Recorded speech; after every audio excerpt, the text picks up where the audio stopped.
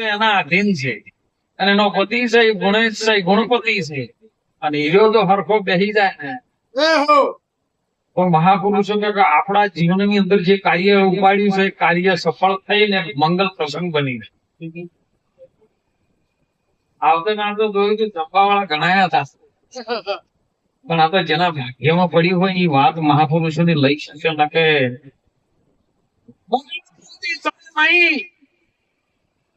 બગલા મોતી ના કરી શકે સાહેબ અને જો ભૂલે તો કદાચ કાગડો બગલો મોતી તરી જાય તો એનું ઓછરું ફાટી જાય. વાતો સંતો મહાપુરુષોની જાણવા જેવી છે અને જાણવા જેવી શું છે? ગંગા સતી ધર્મ ભારતની માતા બોલે જાણવા જેવી વસ્તુ છે. અજાન પાનભાઈ જે અધૂરા પનમાં નહીં સમજાય. અધૂરું પણ એટલે મન હોય બીજા ભટકતો હોય આપણું શરીર હોય બે તો વાત સમજાવી નથી. અને એની જ વાત બાપાએ કીધી કે અંતર ભાગ્યા વિના ઉભરો નહીં આવે. હે પાનભાઈ નહીં થાય આ દલની સાચી વાત.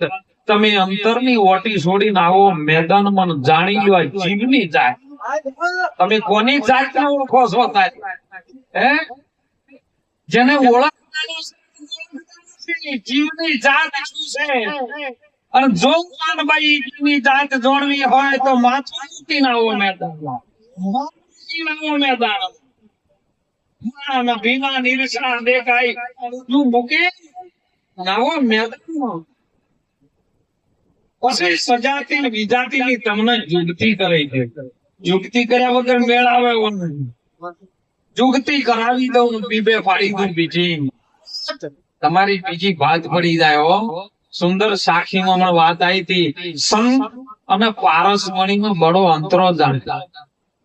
સાખી બોલવા વાળા તો જતા રહ્યા ખાલી ગાવા હારું જ આવે પણ પારસમણી લોહે તો કંચન કરે અને સંત કરે પારસમણી છે ને ખાલી લોહાને હોલું બનાવે. કંચન એટલે હોલું. પછી આગળ કોઈ ના કરી શકે પણ સંત એના જેવો જ બનાવી જાય કે હું છું તું છે હું જ છું. આ લડાઈ તો હું તું ની છે અને બે નું ઠેકાણું લઈ દે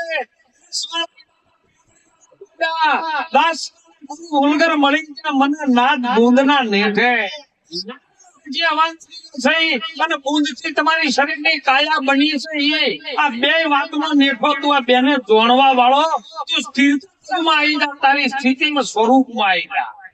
એ બે વાતનો નેઠો તને મળી જાય અને એ છે ને ગુરુનું ઘર છે. કયું ઘર? એ ગુરુના ઘરમાં. એટલે કીધું હાલો આપણે જઈએ ગુરુજીના દેશ મારા વીરા. જો કાગડા પલટી અને હંસ હોય. કાગડા જેવી દશા હોય પણ હંસની ગતિમાં આવી જો હો તમે. હંસ પછી મોતી જ ચરે બીજું કોઈ ચરે નહીં. હમણાં સુંદર સાખી હોય. મારે તો શબ્દે મહાપુરુષોના શબ્દો પકડવાની બહુ મને સાખીમાં હમણાં મહારાજ બહુ સુંદર વાત કરી હતી કે નામ નેણોમાં રમ રહા હૈ જાણત વિરલા કોઈ જેને પૂરા મળ્યા હોય તાકું માલુમ. હવે તમે આપણે બધા ગુરુમુખી છીએ. હવે તમે મને જવાબ થોડો આવતા રહી ગયો હોય એટલે મને પેલા પાવળિયા વાળું થાય કોઈ ટેકલું વગાડતો ને રેડી કરી એટલે થોડો ઉકારા માતા હારી આવે. નામ નેણો મરમ રહા. તું નેણ કેમ કેવા કો? અરે ગુરુ મહારાજ ના ચરણે જાય તો ખબર હોય કે ન હોય? નેણ કેમ કેવા? આ ચૌથી નેણ નહીં ઓળખો ને ચૌથી આડી વાતમાં મેળ આવેલો. મને એક વખત કીધું કહી કે બાપુ નેણ એટલે આપણી ઓળખો ના કહેવાય.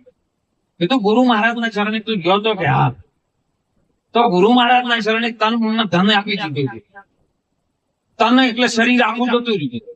મન કહેતા જેની અંદર જે આ બધું સંચાલન કરી રહ્યું છે આ કાયા નગર નું ધણી છે જેને કાયા નગર નો સુબો કીધો ઈ જતું.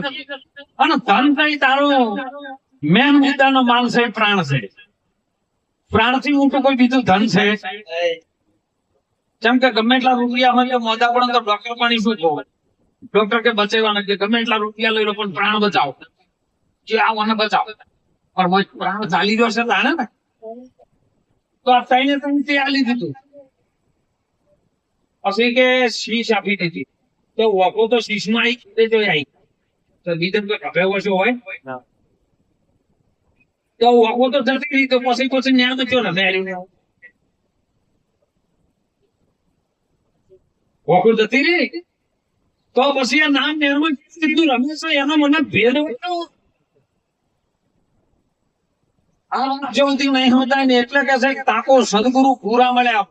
અત્યારે ગુરુઓ તો શાંતિલાલ ઘણા મળે, રાફડા ફાટ્યા છે, પણ સદગુરુ મળી જાય તો આરી નામ ની ખબર પડી જાય. અહીંયા નામે નથી રહેતું સાહેબ, એ મહારાજની છે અને એ ભૂમિકામાં આપણે લઈ જાય હો. અને જયારે લઈ જાય ને પછી તમારી મસ્તી અલગ હોય. એ તો પછી 16,000 ગોપીઓ કૃષ્ણ ભગવાન રમતા પણ કૃષ્ણ તો દૂધો નો એ ગોપીઓમાં ફસાય નહીં સાહેબ. હમણાં સુંદર સત્સંગ ની અંદર મહાપુરુષોની તત્વજ્ઞાની વાત આવી હતી સાહેબ કે આમાં બધું 12 તત્વનું બન્યું. 14 ઇન્દ્રિયો છે સાહેબ. લાખાને લોયણ સમજાવતી હતી મહાધર્મની નિજ્યા ધર્મની સતી કે લાખા કાશી નગરના ચોકમાં કોઈ લખ આવે ને લખ પણ હે લાખા તને નામનો નેઠો કોઈ નહીં બતાવે. લાખો આવે છે ને લાખો ચોય છે. કેવી રીતના ચોય છે?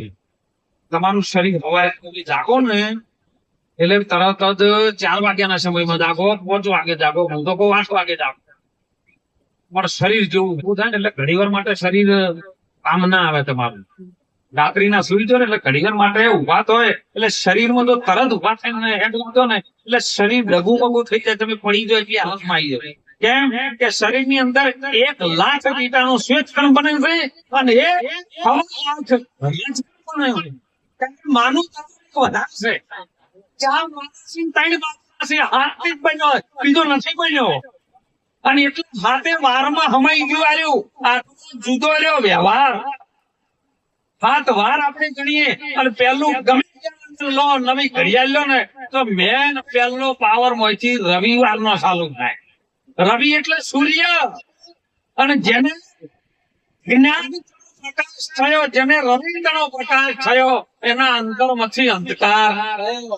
પેલો સૂર્ય ઉગવો જોવે અને સૂર્ય ઉગે તો સોમ રસ પીવે, એનું નામ સોમવાર.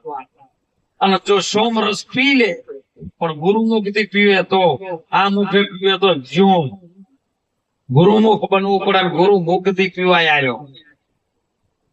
જો સોમરસ પીવે તો એના જીવનમાં મંગળ થાય ને અને મંગળ એના બુદ્ધિ આવે બુધવાર નહીં અને બુધવાર ની બુદ્ધિ આવે તે બુદ્ધિ નો સાચવી ઉપયોગ કરે અને ગુરુ ધારણ થઈ જાય સાહેબ. વચ્ચે ગુરુ પ્રગટ થાય. ગુરુ ચોક ગોતવા તો ન મળે.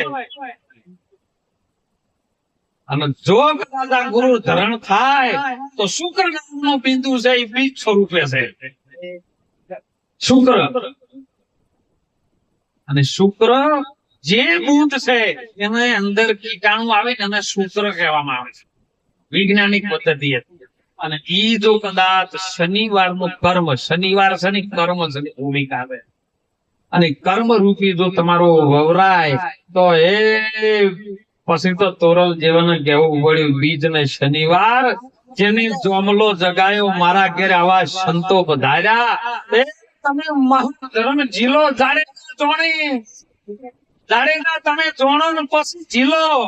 આ તો અમુક કલાકારો કીધું કે તમે મહાધર્મ જીલો જાડેજા ની રોણી. સાહેબ બહુ શબ્દમાં લક્ષ્ય રાખજો. મહાધર્મ જીલો હે જાડેજા તમે જાણે. જાડેજા આ વાત મહાધર્મ હું કહેવા જઈ રહી છું કે એને તમે જાણો ને પછી જીલો. અને જેને જેને આ શબ્દ જીલ્યો એમ ગુરુ મહારાજના મુખમાંથી જયારે ગુરુ મહારાજ આપણને વચન રૂપી જે શબ્દો સુણાવતા હોય શબ્દ આવતો ને આવતો ઝીલી લે ને ઈ સેવક કોક કરે ન કે ભમરી તો મહાપુરુષો શંકરનાથ બાપુએ કીધું કે પેલી કીટને પકડે ને પછી એને પોઘો આવે કે પણ ડંખ મારે ને એટલે સીધી ઈયોળ ને ડંખ મારે બધી ઈયોળ ને ભમરી ન પકડી જાય. ડંખ મારે ને એટલે અમુક ઈયળો ગોટો પડી જાય. એ તો સેવકો માં એવું હોય. ગુરુ મહારાજ કે ભાઈ તારું એમ કરો બાપુ એ તો નહીં થાય, ગોટો વળી ગયો તરત. અને જેવો ડંખ ભમરી મારે ને ઈયળો આમ ઊભી થાય ને ઈ ભમરી લઈને એના મોઢામાં એના ઘરમાં મૂકે. એમ સેવક ને ગુરુ મહારાજ જયારે કે બેટા છે ત્યારે સેવક ઉભો થાય, હા બાપા કરીશ. અને ઈ સેવક ને એના ઘરમાં લઈને મૂકી દે ને ઈ સેવક પછી સેવક ન રહે સાહેબ. એ એના સમાન બનાવી જાય. એ ગુરુની રીત છે સાહેબ. અને એટલે મહાપુરુષે સુંદર કીધું તો હો, કારણ કે વાણીમાંથી સત્સંગ આવશે.